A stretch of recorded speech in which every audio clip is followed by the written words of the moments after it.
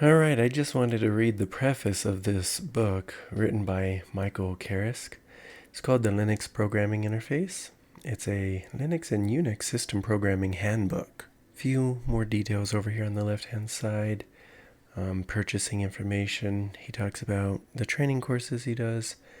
And then you can kind of see the overview of the book here. And I clicked preface because that's what we're about to read. In this book, I describe the Linux programming interface, the system calls, library functions, and other low-level interfaces provided by Linux, a free implementation of the Unix operating system. These interfaces are used directly or indirectly by every program that runs on Linux. They allow applications to perform tasks such as file I/O, creating and deleting files and directories, creating new processes, executing programs, setting timers, communicating between processes and threads on the same computer, and communicating between processes residing on different computers connected via a network.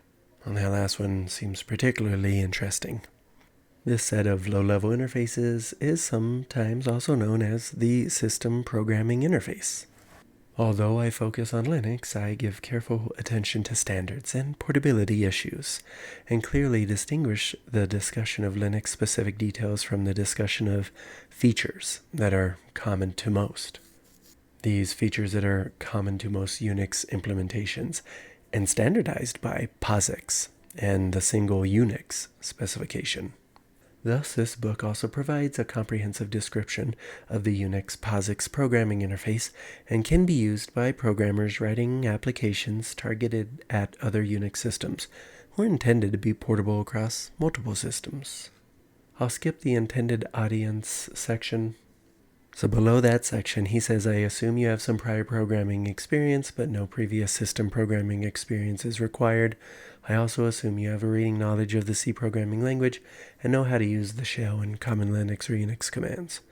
If you are new to Linux or Unix, you will find it helpful to read the programmer-oriented review of fundamental concepts of Linux and Unix systems in Chapter 2. The standard tutorial reference for C is Kierkegaard and Ritchie, 1988.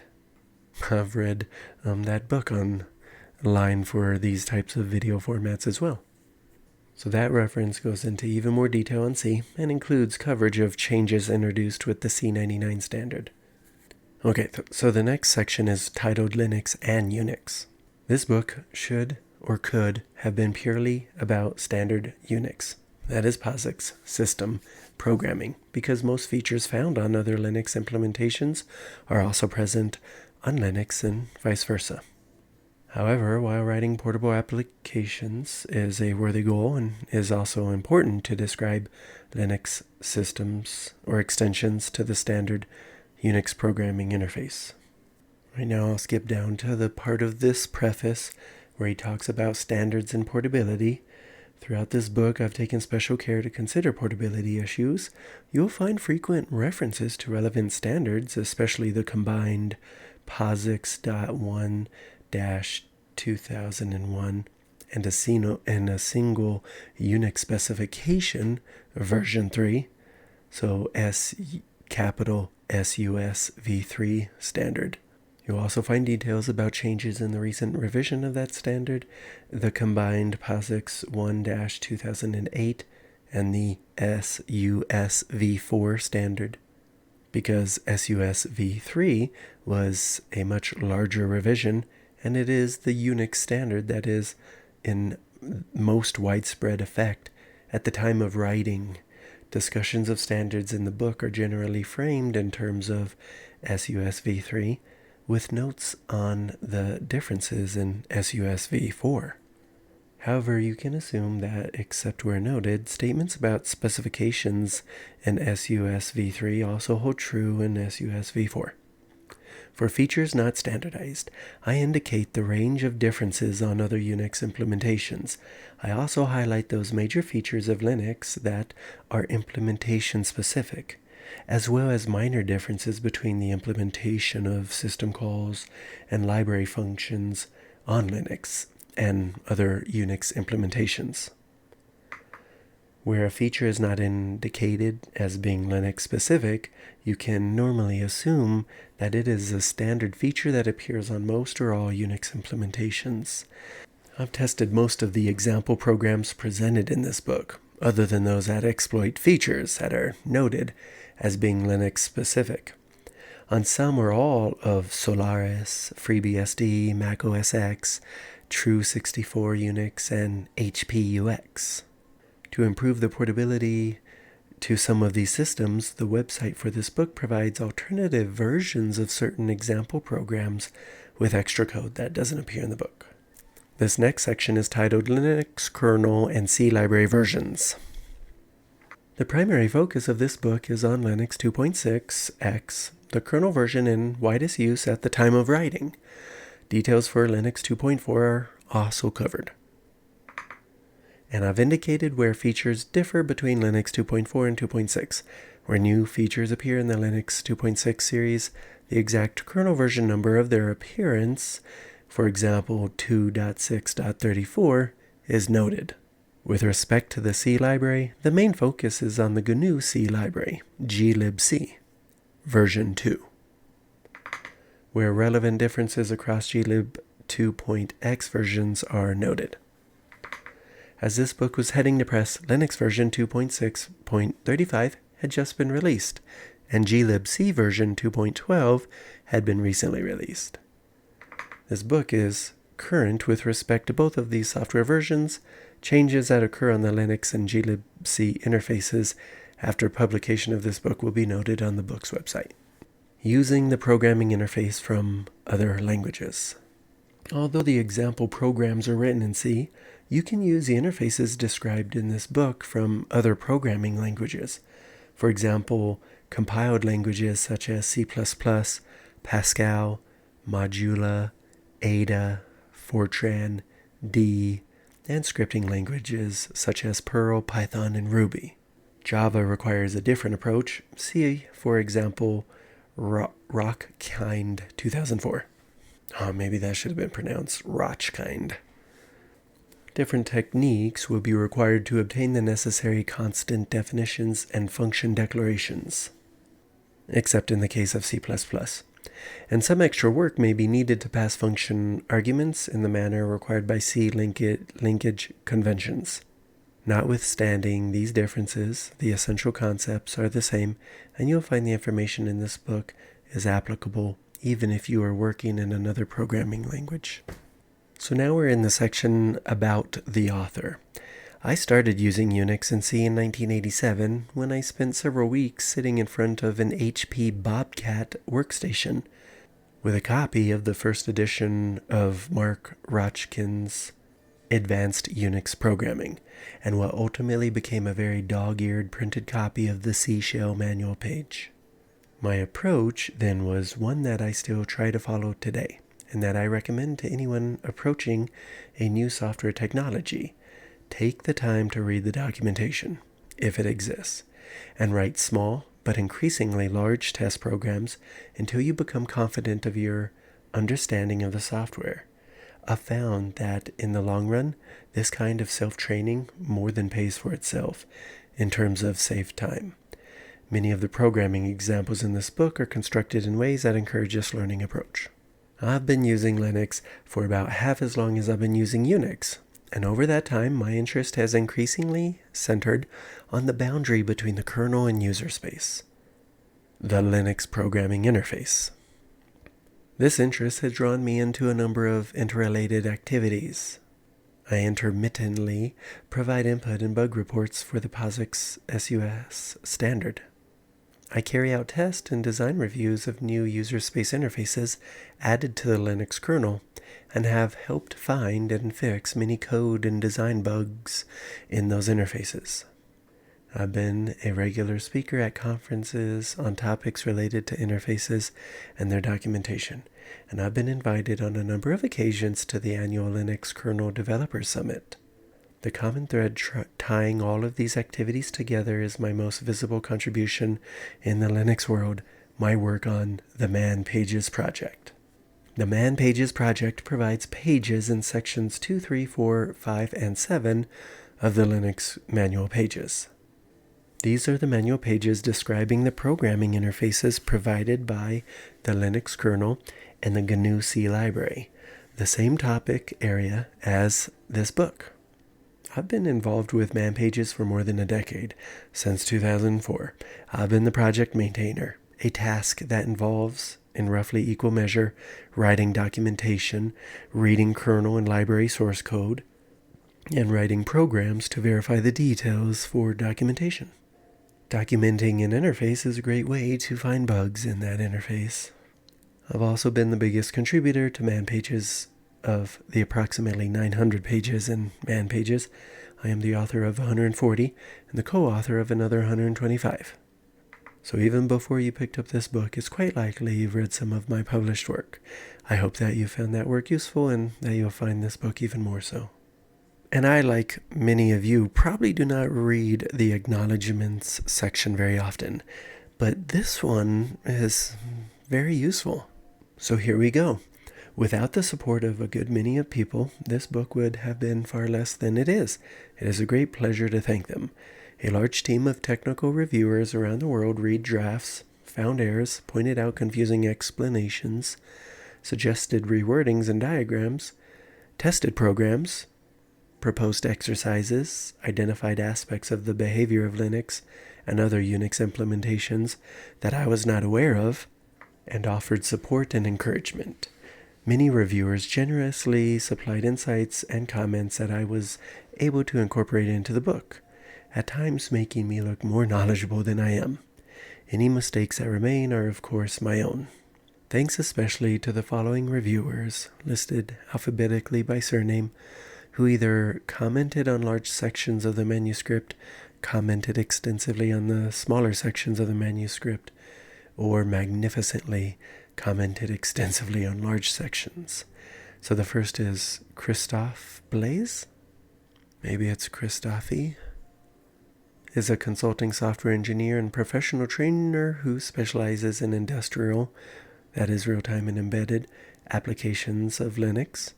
Next is David Buttonhoff of Hewlett-Packard, was a member of the original working group for POSIX threads and for the single Unix specification threads extensions, and is the author of Programming with POSIX Threads. He wrote the original DCE threads reference implementation for the Open Software Foundation, and was lead architect of the threads implementation for OpenVMS and Digital Unix. David reviewed the threads chapters, suggested many improvements, and patiently corrected several details of my understanding of the POSIX threads API. Jeff Clary works at the Open Group on their Unix conformance test suites, has been involved with Unix standardization for more than 20 years, and is one of half a dozen key participants in the Austin Group, which develops the joint standard that forms POSIX. Oh, that's POSIX.1, and the base volumes of the single Unix specification. Jeff provides a detailed review of parts of the manuscript related to the standard Unix interfaces, patiently and politely suggested numerous fixes and improvements, spotted many obscure bugs, and provided much assistance in focusing on the importance of standards for portable programming. Oh, I don't know how to pronounce this name. Is a software systems engineer working on the design and development of distributed, concurrent, and fault-tolerant embedded systems with hard real-time requirements. He provided review input for the threads specification in SUS v3 and is an enthusiastic educator and knowledgeable contributor in various online technical forums. He carried out a detailed review of the threads chapter, as well as many other parts of the book. He also implemented a number of clever programs to verify details of the Linux threads implementation, provided a great deal of enthusiasm and encouragement, and proposed numerous ideas to improve the overall presentation of the material. Geert Doring programmed mgiddy and sendfax, a pair of programs that together are one of the most widely used open source fax packages for Unix and Linux. These days, he works mainly on building and operating large IPv4-based and IPv6-based networks, a task that includes working with colleagues across Europe to define the operational policies that ensure the smooth operation of the infrastructure of the Internet.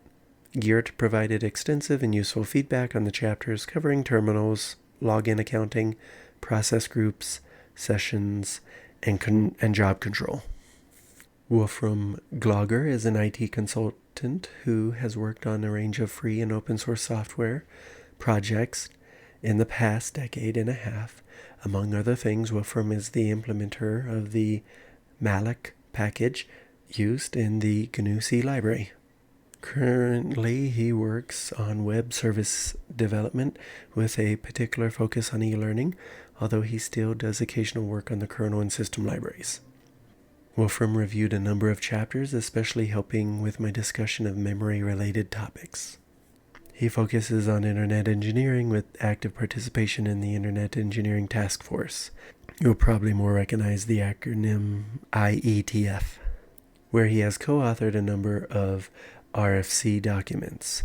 Fernando also works on security assessment of communications protocols for the UK Centre for the Protection of National Infrastructure, CPNI, and has produced the first thorough security assessment of the TCP and IP protocols. Fernando provided a very thorough review of the networking program chapters, explained many details of TCP IP, and suggested a multitude of improvements to the material. Andreas of SUSE Labs is a kernel hacker and author of the Linux implementation of extended attributes and POSIX access control lists. Andreas provided a thorough review of many chapters, much encouragement, and the single comment that probably most changed the structure of the book. Christoph Hellweg is a Linux storage and file systems consultant and a well-known kernel hacker who has worked on many parts of the Linux kernel. Christoph kindly took time out from writing and reviewing Linux kernel patches to review several chapters of this book, suggesting many useful corrections and improvements. Andreas Jaeger led the development of the Linux port to the x86 architecture. As a GNU-C library developer, he ported the library to x86 and helped make the library standards conformant in several areas, especially in the math library. He is currently program manager for OpenSUSE at Novell. Andreas reviewed far more chapters than I could possibly have hoped, suggested a multitude of improvements, and warmly encouraged the ongoing work on the book. Rick Jones, also known as Mr. NetPerf, Networked Systems Performance Curmudgeon at Hewlett-Packard, provided valuable review of the network programming chapters. Andy Klein, then at SUSE Labs, is a well-known and long-term kernel hacker who has worked on many and diverse areas of the Linux kernel, including networking, error handling, scalability, and low-level architecture code.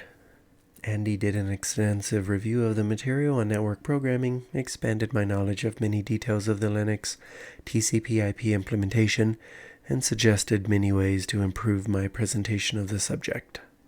Martin Landers of Google was still a student when I had the good fortune to meet him as a colleague. Since then, he has managed to pack rather a lot into a short time, having worked variously as software architect, IT trainer, and professional hacker. I was fortunate indeed to have Martin as reviewer. He contributed numerous incisive comments and corrections that greatly improved many chapters of the book. Jamie Locklear is a well-known kernel hacker who has been contributing to Linux development for 15 years. He nowadays describes himself as a consultant in solving difficult problems that often have embedded Linux somewhere. Jamie provided an extraordinary thorough review of the chapters on memory mappings, POSIX shared memory, and virtual memory operations. His comments corrected many details of my understanding of these topics and greatly improved the structure of the chapters. Barry Margolin has been a system programmer, system administrator, and support engineer throughout his 25-year career. He is currently a senior performance engineer at Akamai Technologies. He is a frequent, well-respected contributor in various online forums discussing Unix and internet topics, and has reviewed a number of books on these topics. Barry reviewed a number of chapters of this book, suggesting many improvements. Paul Plushnikov of Google was formerly the technical lead and key developer of Ensure++, memory debugging tool. He is also a sometimes GDB hacker and a frequent responder in online forums, answering questions on debugging, memory allocation, shared libraries, and runtime environments. Paul reviewed a wide range of chapters, suggesting many valuable improvements. John Reiser, with Tom London, carried out one of the earliest ports of Unix to a 32-bit architecture, the VAX 11/780. He is also the creator of the mmap system call. Okay, so for the sake of my own sanity, I'm just going to wrap up the video there. He goes on to thank a few more people. If you made it this far, thanks for watching.